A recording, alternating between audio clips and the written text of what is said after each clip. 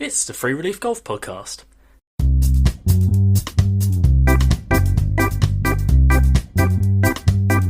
Thanks to the Blue Wire Hustle program, this is the place where listeners can explore the hidden cost of elite amateur golf. It'll always cost nothing to get some free relief, so let's get on with it, shall we?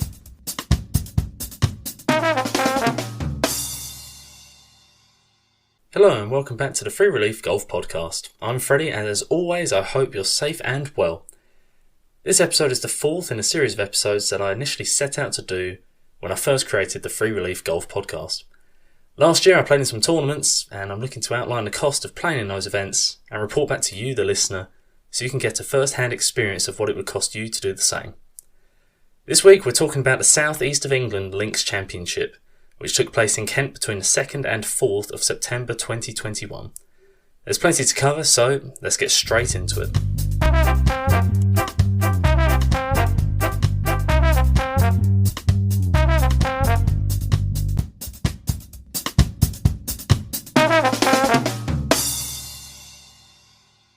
So firstly, what is the South East of England Links Championship? Well, put simply, it's another 72-hole World Amateur Golf Ranking, that's WAGR event, held over 3 days, normally the Friday to the Sunday, over two highly regarded and historic courses.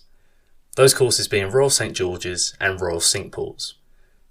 A side note here, Cinque is spelt C-I-N-Q-U-E-S, but it is pronounced sink as in the kitchen sink, not sank as in the French for the number 5.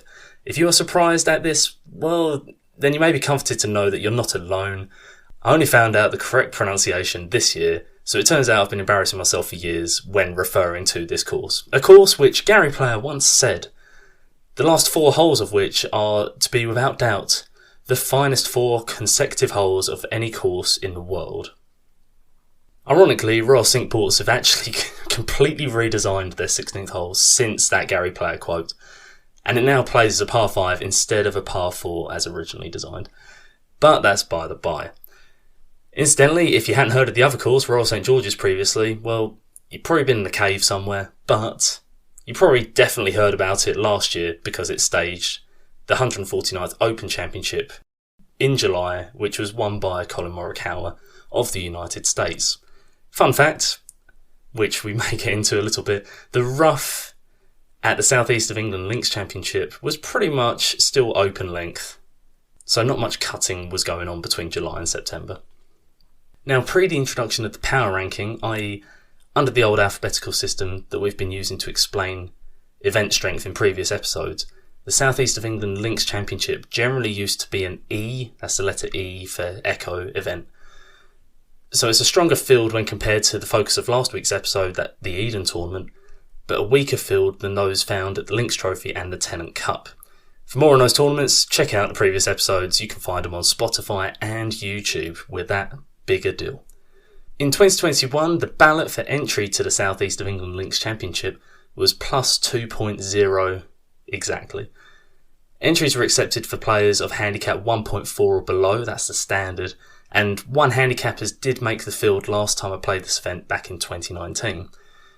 So on this occasion, 2021, it was a super strong field, and this could possibly be owing to the Open being held at Royal St George's in July, so it was a popular event on everyone's radar, and or it could be that the World Handicap System is inflating everyone's handicaps. For more of my controversial opinions on the World Handicap System, check out my previous episode titled The World Handicap System, A Plea for Help. The title really does say it all. But in this episode, we are purely talking everything South East of England Links. It's an £80 entry fee. What do you get for this? Well, as always, we will find out by covering the 3 main areas that matter to me: golf, merchandise, and, of course, food. Let's get into it.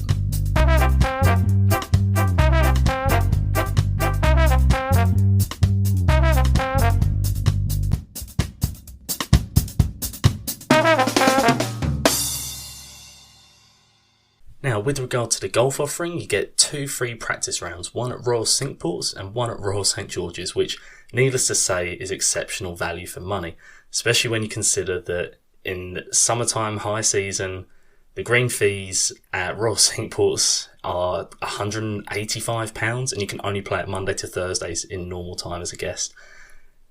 And at Royal St George's, I believe the fees are £225. So straight away, that's over £400 worth of golf, and you've got it for £80 entry fee. That's incredible. And not just with 2 free practice rounds, you get 2 guaranteed tournament rounds. So potentially, if you make the cut, you get 6 rounds in total. Now, the cut itself is 40 players, and the entry is limited to 90 players. I think in the end, the field in 2021 was 87 players. But it's a pretty tight cut in order to get your full complement of rounds. But I guess that's just fair enough, as the 2 courses are pretty prestigious. So we don't just want anyone playing those courses, obviously. Only the finest of the elite amateur golfers. But this year, after making the cut, the final 36 holes were played at Royal Cinque. But this alternates every year. So every year, there's 36 holes qualifying before the cut. So every year, there's 36 holes qualifying pre-cut, 1 on St George's, 1 on Cinque. And then post-cut, there's the final 36 holes are either at one or the other. So this year is at Royal Cinque, but next year, the final 36 holes on the Sunday will be played at Royal St George's. Now, at Cinque, I requested for my practice round to be alone and late in the day. That's because that's myself and my mother, were arriving later in the day from Essex. So I requested the late tea time just because I wanted to be quick, as my mother was walking around and I didn't want to bore her for too long, so we could just have a quick walk around. And actually the weather was quite nice and there was a nice sunset, so it was good for Instagram, that's for sure. But at Royal St George's, you didn't have this option. There was only a set amount of tee times for the practice round, and I was actually paired up coincidentally with 2 Scottish boys, the Mukherjee brothers, Sam and Ollie, and we had a fun time walking around and learning the links with their dad Robin accompanying us. They had travelled to the tournament and indeed were staying in a massive motorhome. Side story. And after the round, they gave me the grand tour of it. I had to say, it's definitely an incentive to save up my money even more from now on, because it definitely seems like the way to do it. Staying in your motorhome, you get your own space, and you don't have to pay hotel prices, I suppose. Another golfing point worth noting is that the tees for the tournament days are all the way back, right off the championship tips. The tees at Royal Cinque were actually moved up a bit on tournament days in comparison to the 2019 positions. And perhaps this was due to the somewhat adverse weather conditions. The wind was quite up on the day, so I guess it made all the holes a fair challenge without being stupid. But at their maximum, Royal St George's is a par 70, 7,204 yards off the tips. And Royal Cinque is a par 72, but 7,367 yards off the tips. So this is not a tournament for the faint-hearted. You need some distance to handle some of those carries off the tee. I'm not saying I have that distance, but I'm saying you need that distance.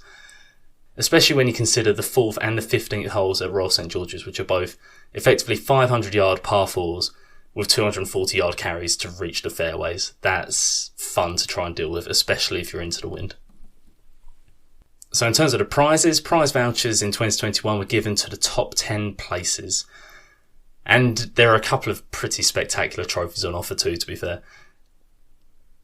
Not only does the overall winner win the South East of England Links Championship and a lovely little trophy to go with that, but there's also a trophy given out to the best 36-hole score on the final day. And depending on the course being used, the trophy presented will either be the St George's Grand Challenge Cup, which is a fantastic name, or the Prince of Wales Challenge Cup, if the 36 holes were at Cinque like they were this year. Now, the practice areas, the stuff that everyone wants to hear about. So, practice areas were pretty stellar, to be fair. On the range, you had Titleist Tour practice balls. The ranges were grass ranges too, and smoothly manicured, well kept. Made you feel like a real player being on them. But the range balls were not included in the entry fee. It was £6 at Royal Cinque and £5 at Royal St George's for a bucket of balls. And it wasn't even a full bucket. Maybe you're getting 40 balls, I want to say. Something like that. Some of the players I spoke to were a bit aggrieved at this additional charge. And it does beg the question, would you rather pay £90 entry fee with range balls included, or £80, but then you pay for the frills.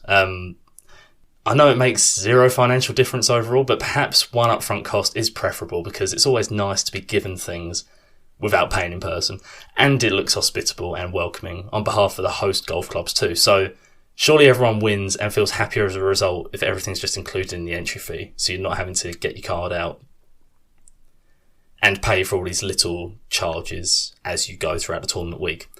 I'm just saying. But so the facilities at Royal Cinque Port's a class. It's a former open qualifying venue, as well as hosting British amateurs and I believe an open championship in the past as well. So you'd expect the best. It's got a grass range, it's got 2 decent pitching greens, which I've spent a lot of time on in the past, and a massive putting green with 18 holes on it. You know you're on a proper putting green when it's got 18 holes and not just 9 or 6 or some Mickey Mouse amount. And Royal St George's had a grass driving range, of course, with open logoed flag sticks. It is its open year. It is a nice touch. It does make you feel like a player, even though we're actually at the other end of the driving range to the side that the Tour Pros used when the Open was there. I guess it was just heavily beaten up in that week in July. But the range looked great and the pitching green looked good as well, but it was quite a walk away because we were the other side of the driving range. So if you were looking to use that this year in the tournament, you would need to allow more time in order to use it for a warm-up before a tournament round, because it's quite a bit of a walk. Now, bone of contention, yardage books. The books were £10 each and were the most expensive yardage books I've seen all year. They were satisfactory yardage books, but they were nothing special. They're just standard yardage books, and certainly not exceptional to the point of warranting the additional cost. Perhaps there was a royal tax involved. That's surely inexcusable though. So these would be £20 total for both courses, but luckily I'd kept mine from the 2019 tournament because I'm just that organised, and I was proud that I remembered to bring them, that's for sure. In terms of merchandise, there's zero merchandise. They're not even giving you tea pegs at the first tee. No bananas, no water, nothing crazy, nothing laid on. And that's the same for the food as well. There's no lunches, there's no breakfast. They're on offer if you want to go buy them for extra. But as we'll get onto, the prices aren't exactly aimed at the elite amateur golfer, let's say that. However, this did not stop myself and my mother going all out on lunches and dinners. Now, definitely, the lunches and dinners we had were more extravagant than I would normally go for when on the road playing a golf tournament. In previous episodes, you will have observed that I've been fortunate enough to be the benefactor of a lot of excellent home cooking and takeaways when on the road. But on this occasion, I was with my mother, and I don't get to see her much, seeing as I'm living 500 miles away from Essex in St Andrews, Scotland. So we treated ourselves throughout the trip, treated it like a holiday. But just so you know, there are cheaper alternatives available. Now, we stayed in total for 4 nights. That was 4 different dinners, plus a lunch on the day we arrived at a nice little farmhouse kind of cafe called Juliet's, which was very pleasant. And my share of that cost with the lunch and the dinners was just over £130. And by just over, I mean over it by 8p. And just for reference, and for anyone feeling a little bit nosy, I'm not making a comment here, but here are the drinks prices at Royal St George's. Just for a bit of fun. Diet Coke and an orange and lemonade at Royal St George's came to £5.10. And a pint afterwards, which for some reason I had a pint of Spitfire Lager. I can only think that there weren't many other options available, but that pint was £5.50. Like I say, I'm not making a comment, I'm just reporting the facts. That's what I'm here for. Now, the place we ended up staying at, which I'll get into in a little bit, didn't include breakfast, and we had breakfast on 2 of the days, and that came to, well, it was £10 a time, so £20 was my share. In terms of travel, well, I actually had to travel from St Andrews to Essex first, and then went from Essex to Kent. It was an 8.5-hour journey plus stops from St Andrews to Essex, and it was an extra 2 hours from Essex to Kent, going across the Dartford crossing. In total, getting there and back, it was 4 tanks of petrol for me, which at the time was £160, it seems like. Far gone days of cheap petrol. But that was £160. And our accommodation, as I've alluded to, was very pleasant. It was called, and shout out here, number 37 Ash. So it was in the little village of Ash. And it's a little bed and breakfast. And we had 4 nights there. Now, the total cost of the stay was £247. So my share was £123.50, which is, for 4 nights, in a village that is right next to Sandwich, in open year, that's just good value, isn't it? That's just really good value. And you don't get your breakfast included, as I've already said. That is an extra £10 per day if you want it. But you do get a bed. And there's no car parking, but there was a free-flowing public car park right next door, which meant we had no trouble parking at any point. So it wasn't really a factor. I bet in the open that was an issue. But not for us in September at the South East of England links. So as I say, Ash is just west of Sandwich and is a pretty ideal location for this tournament. It's only a small village, but I and my mum would definitely recommend staying at number 37 Ash. It has only 5-star reviews at the moment on TripAdvisor, and it was easy to see why once you'd experienced it. It has super friendly owners with warm and homely rooms and all the amenities you could wish for. Didn't have a swimming pool, but that's fine. It's only a bed and breakfast. They even had Netflix on the TV. I mean, what more could you ask for? At just a humble £123 for 4 nights. So the total cost of the South East of England Links Championship for me, the entry was £80. The golf cost on top of that, well, that's just 2 lots of range balls. That's £6, that's £5, that's £11. The travel cost for petrol, £160. The accommodation was £123.50. The dinners and the lunches added up to just over £130. In total, the South East of England Links Championship cost me £504.58. And that's not including, the bits and bobs, your snacks for your golf bag, your casual coffees and pints. It's not including that, but ballpark figure, £504.58 is a pretty specific ballpark figure, but bear with me. Now, if you're not staying in number 37 Ash with that incredible deal, there's plenty of Premier Inns about in Margate, or you go south to Dover. And the prices vary around £400 for 4 nights. So if you're sharing with someone, 1 double room, 1 twin room, that'd be £200 for your whack. In total, the South East of England links could cost you £581.08 by my calculations. Right, now we get to the serious stuff, the overall experience rating, which, as you will know as a regular listener, I do at the end of every one of these episodes, with the purpose of being able to rank and compare the events against each other once I've compiled all the data. I score out of 5 across 11 different areas, and I'll just run through them just to refresh your mind.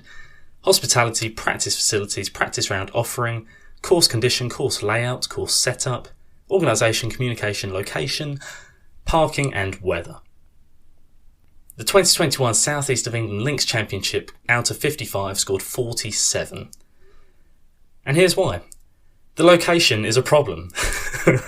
Kent truly is in the middle of nowhere, and it is not only difficult to get to, as you have to get through or past London from wherever you're travelling, but once you arrive it is then very difficult to find a decent place to stay in the local vicinity. We got lucky this year, no doubt, with magnificent accommodation. Number 37 Ash, check it out. But it wasn't easy to find. The golf does all the talking for this event. The organisers are to the point and tell you what you need to know, and in good time. They're efficient. But it perhaps leaves a bit to be desired in terms of a welcome. Not that they weren't pleasant people, because they were, but I get the impression the clubs want to host the best golfers on their courses. But they can take or leave whether or not they come back to the clubhouses to sample their hospitality. There are a large number of volunteer ball spotters and starters out on the course though, which is both highly necessary given the length and depth of the rough, but also demonstrated how proud the members were to be part of their respective clubs and to showcase them to some of the best amateur golfers in the country. But in summary, this is a golf tournament run purely for golfing purposes. If you love golf and playing historic courses set up to their maximum difficulty, then this is the event for you. If you want to play a tournament that gives you all the bells and whistles, all the merchandise, all the food, along with a buzzing social scene a la the Eden tournament, as highlighted in my previous episode, then you should probably look elsewhere. The South East of England Links Championship is first and foremost a golf tournament, and the winner will be prized and welcomed into the recent histories of both clubs. I would therefore recommend absolutely that golfers should definitely play in this event for the prestige and to try and grab a slice of history for themselves. But if you want anything social whatsoever, stay away from Kent on that first weekend of September.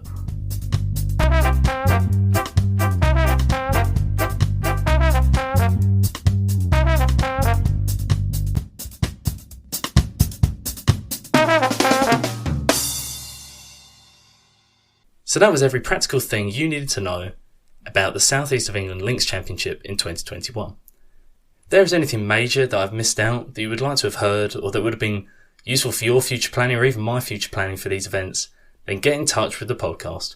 We're on Instagram, we're on YouTube as the Free Relief Golf Podcast, so follow and subscribe to those for all future episode updates. And you can always get in touch with me personally at freddylawrence.golf@gmail.com.